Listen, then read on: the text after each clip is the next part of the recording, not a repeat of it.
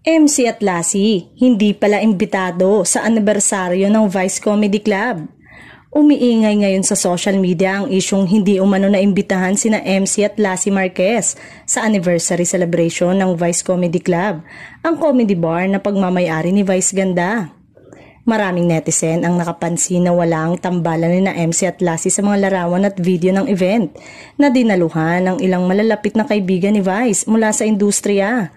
Dahil dito, lumutang muli ang mga haka-haka na may tensyon pa rin sa pagitan ng tatlong komedyante matapos ang napabalitang tampuhan noon sa It's Showtime. Bagamat walang opisyal na pahayag mula kina MC at Lassie o Vice, marami ang nadismaya sa sinasabing hindi pagkakaimbita lalo na't matagal na panahon ding naging malapit ang tatlo at magkakasama sa maraming proyekto.